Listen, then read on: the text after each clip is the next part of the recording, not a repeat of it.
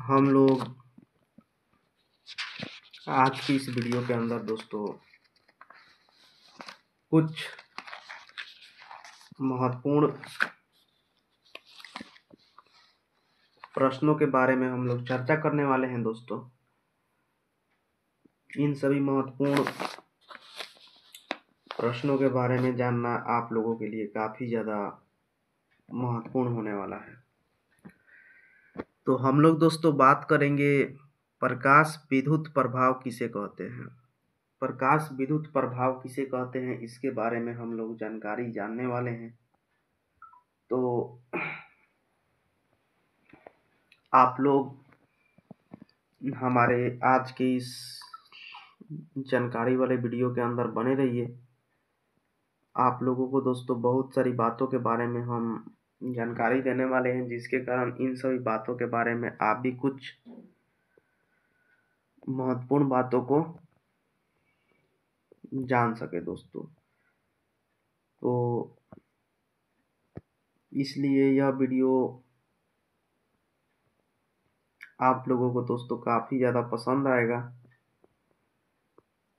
तो चलिए हम आप लोगों को दोस्तों इसके बारे में बताते हैं।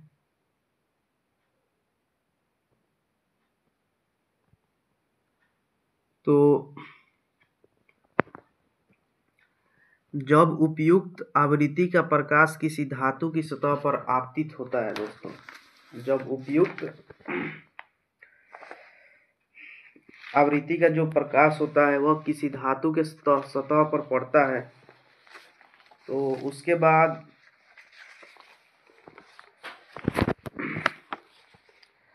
इलेक्ट्रॉन के धातु के सतह से बाहर निकलने की प्रक्रिया को प्रकाश विद्युत प्रभाव कहते हैं दोस्तों। इसमें निकलने वाले इलेक्ट्रॉन को फोटो इलेक्ट्रॉन कहते हैं। इस प्रक्रिया में प्रकाश विद्युत प्रभाव वाली प्रक्रिया में जो इलेक्ट्रॉन निकलता है उस इलेक्ट्रॉन को दोस्तों हम लोग फोटो इलेक्ट्रॉन कहते हैं। एवं प्रभावित धारा को प्रकाश विद्युत धारा कहते हैं। इसमें प्रकाश विद्युत धारा प्रकाश की तीव्रता के समानुपाती होता है दोस्तों।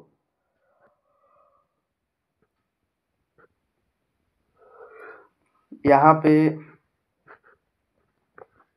आप लोगों को दोस्तों एक और महत्वपूर्ण बात जानने के लिए मिला कि इस प्रक्रिया में प्रकाश विद्युत धारा प्रकाश की तीव्रता के समानुपाती होता है। अब हम लोग बात करेंगे कार्यफलन। कार्यफलन किसे कहते हैं इसके बारे में हम अब बात करने वाले हैं। तो वह न्यूनतम ऊर्जा जो आकर्षण बल के विरुद्ध किसी इलेक्ट्रॉन को धातु की सतह से बाहर निकालने के लिए आवश्यक होती है, उसे कार्यफलन कहते हैं दोस्तों। इसे W से सूचित किया जाता है। यदि प्राप्त ऊर्जा कार्यफलन से कम हो तो इलेक्ट्रॉन धातु की सतह से बाहर नहीं निकलते हैं। विदेशी विभव के बारे में हम लोग बात करेंगे दोस्तों। निरोधी विभव के बारे में अब हम आप लोगों को जानकारी देने वाले हैं। तो वह न्यूनतम मंदित विभव जिस पर प्रकाश विद्युत धारा 0 होती है और उसे विरोधी विभव कहते हैं। इसे भी 0 से दर्शाया जाता है। यदि उत्सर्जित इलेक्ट्रॉन की गति ऊर्जा अधिक हो तो निरोधी विभव का मान भी अधिक होगा दोस्तों। अब हम लोग बात करेंगे देहली आवृत्ति के बारे में दोस्तों। देहली आवृत्ति के बारे में अब हम आप लोगों को दोस्तों जो भी जानकारी वाला महत्वपूर्ण बात है उन सभी बातों को बताएंगे। तो अब हम लोग बात करेंगे डी ब्रोगली तरंग के बारे में। डी ब्रोगली तरंग के बारे में अब हम आप लोगों को दोस्तों जानकारी देने वाले हैं। तो चलिए हम इसके बारे में बताते हैं। तो यह तरंग जो गतिमान कण से संबंधित होता है उसे द्रव तरंग या डी ब्रोगली तरंग कहते हैं। इसकी प्राकृतिक विद्युत चुंबकीय तरंग जैसी नहीं होती है। यह किसी भी गतिमान द्रव से संबंधित हो सकता है भले यह आवेशित हो या नहीं।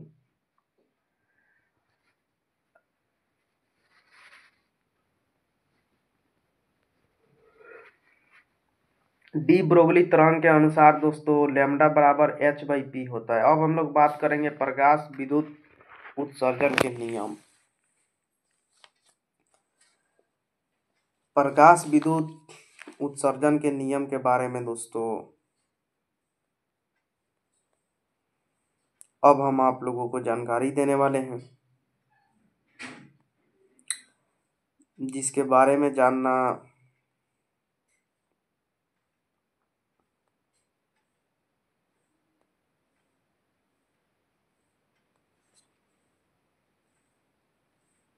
आप लोगों के लिए काफी ज्यादा दोस्तों महत्वपूर्ण बात होने वाला है। तो चलिए हम प्रकाश विद्युत उत्सर्जन के नियम के बारे में आप लोगों को दोस्तों जानकारियां दे देते हैं।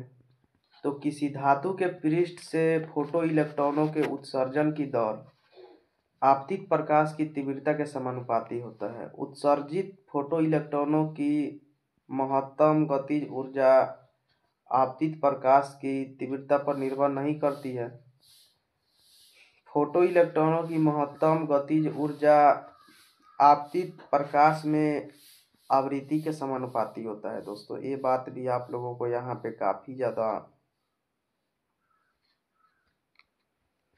महत्वपूर्ण बात जानने के लिए मिला।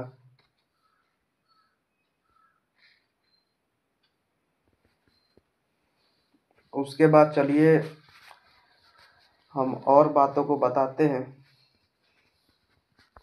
तो आइंस्टाइन के दोस्तों प्रकाश विद्युत प्रभाव की व्याख्या के बारे में हम लोग बात करने वाले हैं।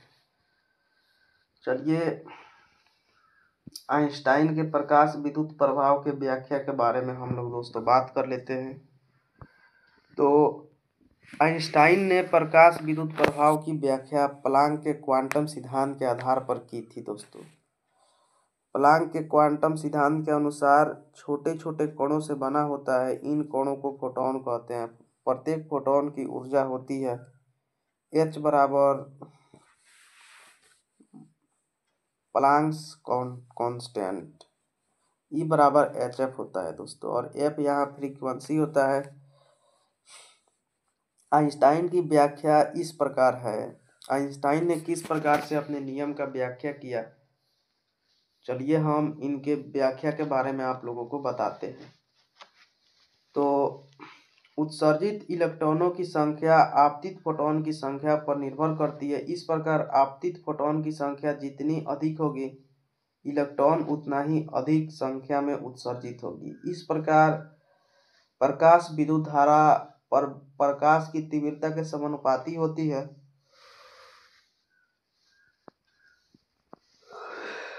उसके बाद यदि आपतित प्रकाश की आवृत्ति देहली आवृत्ति से कम हो तो प्राप्त अधिकतम गतिज ऊर्जा का मान भी हो जाता है। इसलिए इलेक्ट्रॉन का उत्सर्जन संभव नहीं हो पाता है दोस्तों।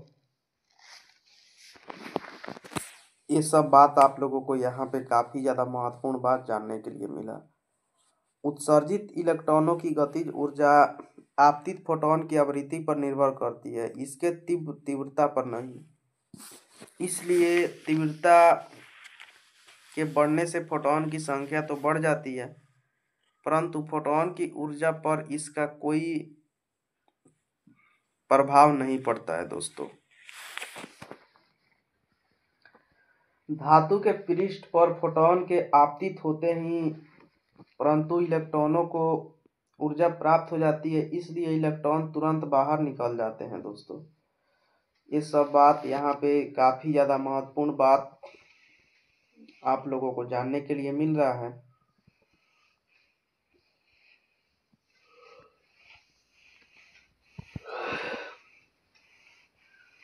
अब हम बात करेंगे हाइजेनबर्ग का अनिश्चितता का सिद्धांत दोस्तों। हाइजेनबर्ग के अनिश्चितता के सिद्धांत के बारे में अब हम आप लोगों को जानकारी देने वाले हैं। तो जर्मन वैज्ञानिक हाइजेनबर्ग ने एक महत्वपूर्ण सिद्धांत का प्रतिपादन किया जिसे अनिश्चितता का सिद्धांत कहा जाता है। किसी कण की गति से संबंधित दो संयुग्मी राशियों के साथ मापने में अनिश्चितताओं का गुणनफल h/2 से कम नहीं हो सकता दोस्तों।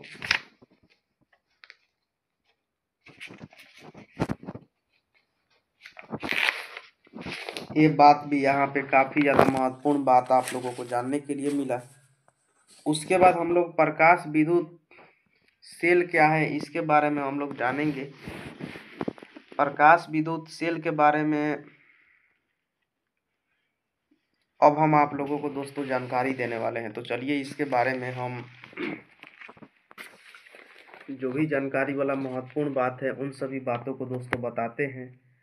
तो यह यंत्र जो प्रकाश में बदलता है उसे प्रकाश विद्युत सेल कहते हैं। इसके उपयोग ये सेल दूरदर्शन में काम में लाए जाते हैं। सड़क पर लगी प्रकाश बत्तियों के स्विच का स्वतः नियंत्रण करने में भी इन सेलों का उपयोग किया जाता है। उसके बाद कैथोड किरणों के गुण के बारे में चलिए हम आप लोगों को दोस्तों महत्वपूर्ण बातों को बताते हैं। तो इस पर भी आवेश होता है क्योंकि यह तीव्र गति से चलायमान इलेक्ट्रॉन होती है। यह सीधी रेखा में गमन करती है। यह एक विद्युतीय एवं चुंबकीय क्षेत्र में विक्षेपित होती है दोस्तों। कैथोड किरणों को किसी गैस से गुजरने पर यह गैस को आयनीकृत कर देता है और इसकी चाल प्रकाश के चाल के लगभग 1/10 भाग में बराबर होता है दोस्तों। ये बात यहाँ पे आप लोगों को काफी ज्यादा महत्वपूर्ण बात जानने